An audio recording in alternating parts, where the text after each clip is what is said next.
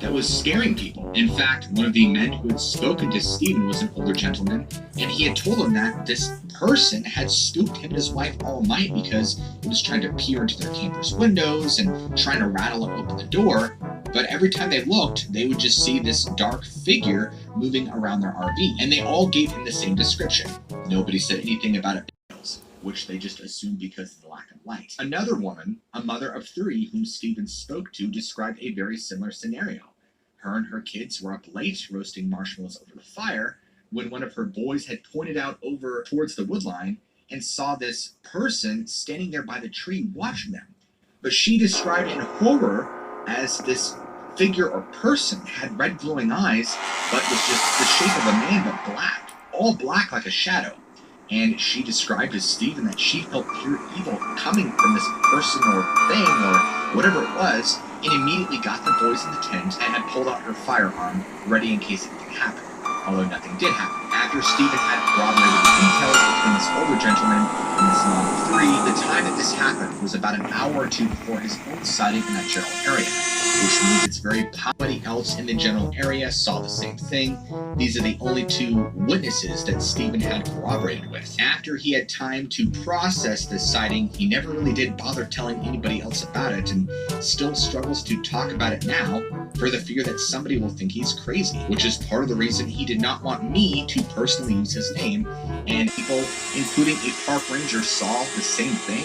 Or is there truly a black apparition or shadow person that was wandering through Yosemite National Park that evening? Back on March 17th, 2012, a Derek Luking happened to mysteriously vanish in the Great Smoky Mountains National Park without a trace. What's interesting about Derek's case is he actually had a note that was left on his car that simply read, "Don't try to follow me." This already led many people to believe that this was possibly a suicide trip, where he would probably just go off into the woods and maybe fall off a cliff or whatever he had planned. But that did not stop search and rescue personnel and family and friends from looking for Derek. Park rangers and search personnel already realized that trying to find Derek would prove incredibly difficult. And at this point in time, it had already been several days since anybody had even heard from Derek. Derek, about 24 or so years of age at the time of his disappearance, had worked as an orderly at the Peninsula Behavioral Health Center located in Tennessee. But what's odd about Derek's disappearance that alludes to more of a potential suicide case is that he had just stopped showing up to work one day. And this went on for several days.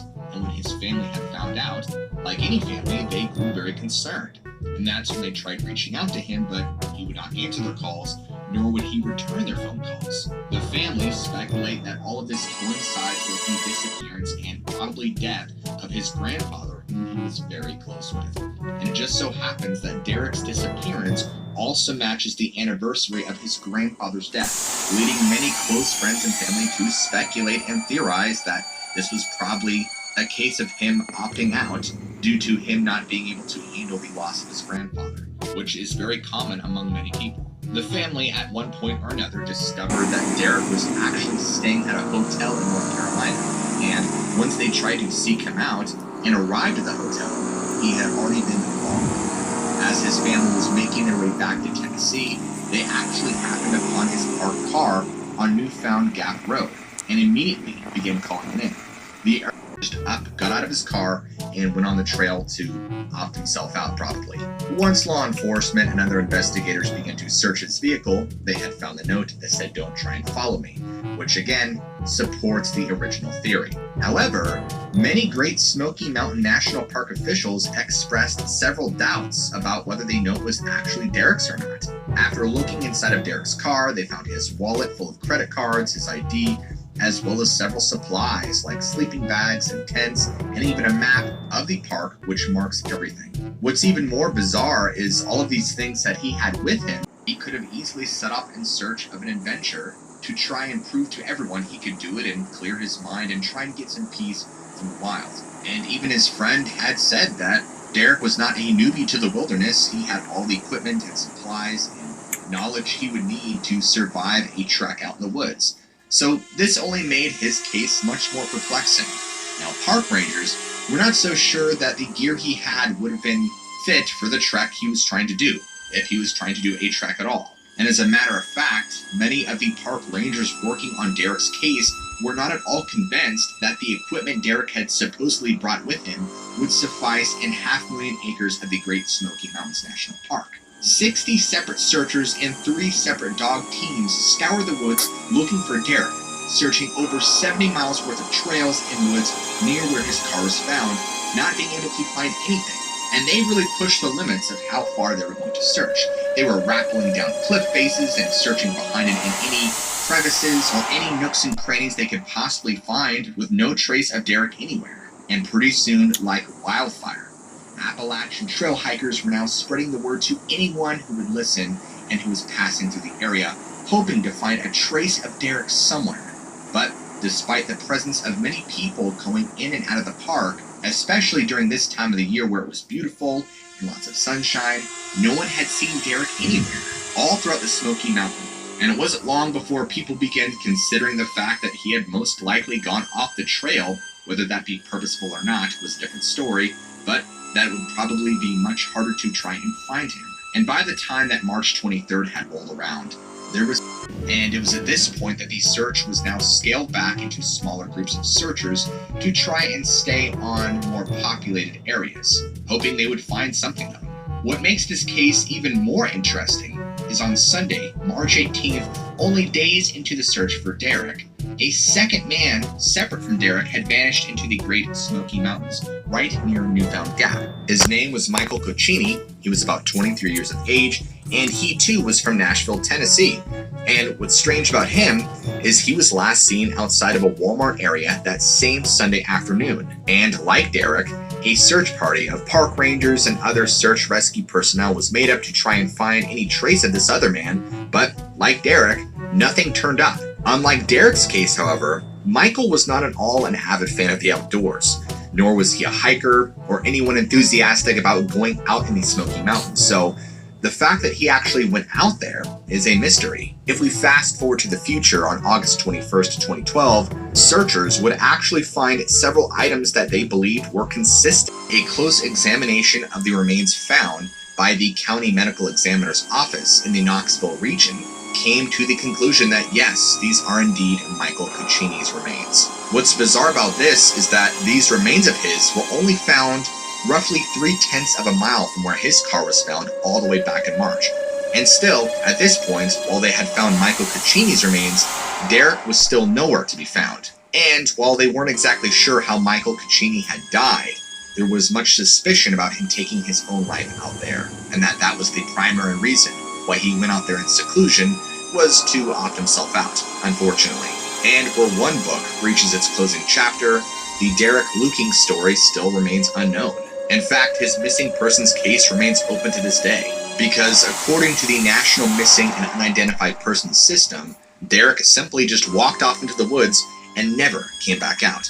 And by this point, he has been missing for over 10 years. Is it possible that he set off to end his life, or did something else more nefarious happen to him?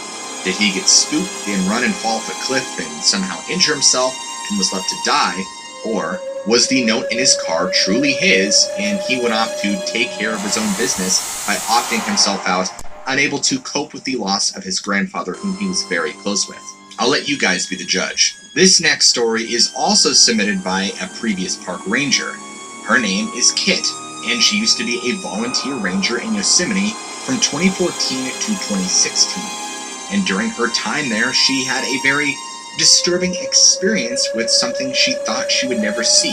Something she describes as from her nightmares. Her sighting or experience took place near the Tuolumne Meadows in the evening of spring of 2015.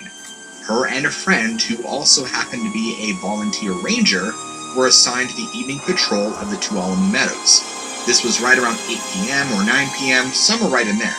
It was a beautiful spring evening, and the sun was just barely cresting over the horizon, so there was just a little bit of light left, enough that it wasn't completely pitch black, but you still had to use your headlights. So she was patrolling the meadows in their Jeep, and at one point in the road, her and her partner noticed movement in a grove of trees right near the road. And this is exactly where it happened. As they began to slow down, thinking that wildlife was about to come onto the road, they would be correct, this strange creature began to lumber out onto the road from the cluster of trees. At first, they both thought it was a bear, but as they adjusted their eyes and watched this more, they realized this was not a creature they had ever seen before. It was massive, at least 5 feet tall on all fours, and it had a large head with longish brown hair and yellow eyes that glowed in the light.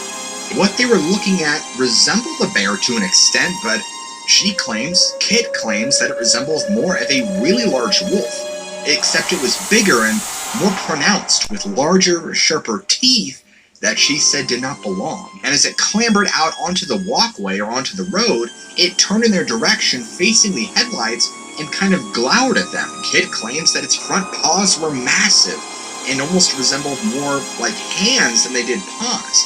I mean, this thing was a hulking, deformed wolf, and patches of the fur on its body from the light appeared to be a light gray color. It was also more tapered at the waist and appeared thinner, but also very muscular and looked very strong. And her and her partner, completely in disbelief, staring at this thing, they both just sat there with their jaw wide open, not sure how to even begin to intake what they were looking at. This thing lets out this howl that shook her and her friend up pretty badly, then began to slowly backpedal away from them, still on all fours the entire time, with a scowl on its face, like it was angry that they had even seen this thing. Then, it stops, right as it's backing up off the road. And what happens next, Kit describes as something that only happens in nightmares or movies. Accompanied by this wet popping noise, it began to stand up on 2 legs like a flipping werewolf. And once it was standing up fully erect, this thing was at least 8 feet tall. This thing turned in the direction of their vehicle once again, scowled a final time, and just vanished back into the woodline. Kit was a ranger for at least 2 years and had never seen anything like that before or since. Her friend and her, who work still in Yosemite Park, do not talk about it much, but they're afraid that people, like many other rangers who are afraid to come forward, would think that they're crazy. But Kit stands by knowing what she saw and that it is not something you would normally see, obviously. However, due to her background, her father being white and European, I believe fully Germanic is what she had said, and her mother is a mix of several different tribes, she actually grew up with a lot of native lore and legends, so she's well aware these creatures exist. At least now she is, but before, she entertained the idea but never fully believed it until this night. In 1992, Anders Grant would experience what many would describe as a psychological, supernatural nightmare in the Wasatch National Forest, tucked in to the Uinta Mountains east of Salt Lake City. An experience dealing with the death of a close friend, an eerie presence, and no way to explain the events of this day. The story I'm about to tell you has left this man traumatized with virtually no explanation for what happened. The events that occurred around Anders' story happened at Bridger Lake National Forest Campground. This is located in the Wasatch National Forest, which is in the Uinta Mountains. This is a huge national park just east of Salt Lake City. The campground is right on the border to Wyoming, and it's actually substantially deep in the Wasatch Mountains. And the way you get to it is by driving up Highway 80 and going past Evanston. The drive is phenomenally beautiful, and when you enter Wasatch Mountains, it's almost life-altering. If you look on the map, you think this is a hell of a long trip just to make it worth it to go camping, but Anders was all in. It was completely worth it. Anders had been there several times before, but doesn't ever recall seeing any warning signs about black bears, and is generally considered a safe place to go and be right in the heart of nature without fear of any fierce wild animals. The park is different now. Now, you pay a fee and it's full of tourists and yuppies and their big $50,000 RVs. Rangers give out tickets, and back in the 90s, it was still relatively unspoiled and wild. No rangers about it. Only a couple of park picnic benches to sit at and eat. Hardly any sign of mankind anywhere. It's amazing how much development happens within 20 to 30 years. It was also rare to see anybody else unless you went right at the peak of summer. Sure, you'd see a few backpackers and stragglers here and there, but they were far and few in between. So, here is the story. Anders had this girl from high school who he had went to Weber High School up in North Ogden back in the late 80s. And when Anders was around 23, he was working in Salt Lake. He had ran into her again by pure chance, and they had resumed a friendship. Her name was Pamela. She had a new best friend, and she had met at work, and this best friend had a brother, Simon, who apparently was gay. So Pamela was now into experimenting with psychedelics like acid and shrooms, and she had kind of become a bit of a hippie. Anders had tried smoking weed but had never taken mushrooms or really any psychedelics, and so she had met this guy who would become her occasional pot dealer, and back in those days it was really hard to get mushrooms in Utah. Apparently, they came about once in a blue moon. The Grateful Dead and other counterculture bands and groups of individuals were still touring, and you generally had to have some sort of hippie concert connection to get them, much like acid. Big bag full of them. So, one thing led to another, and Anders and Pamela and this entire group decided to go camping and take a bunch of mushrooms. This sounds fun, right? Well, not quite. No one can think of a better place to do it than the Wasatch Mountains. I mean, you're away from all forms of authority, and for the most part, safe to go tripping in the woods. But still, Anders had never met this guy, and suggested that perhaps they don't take him. After all, none of them really know him, its muscle definition, and its overall shape of body. Unlike the first encounter, this one seemed to act aggressively towards her, and she said that it actually took a few steps toward her car as if it was getting ready to do a bluff charge. Frightening and very aggressive. In the time since then, Dylan had heard of other sightings in and around the area, but couldn't recall any nearby, not too far, and they've also reported sightings in that area. Best persons to go to for stories just like this one. So what do you think? Did Dylan and his coworker truly see something out of this world, or is this simply 3 misidentifications of a black bear? I'll let you decide. What would have happened if this singing spirit had tales of individuals emerging insane from the Nahanni Valley stretch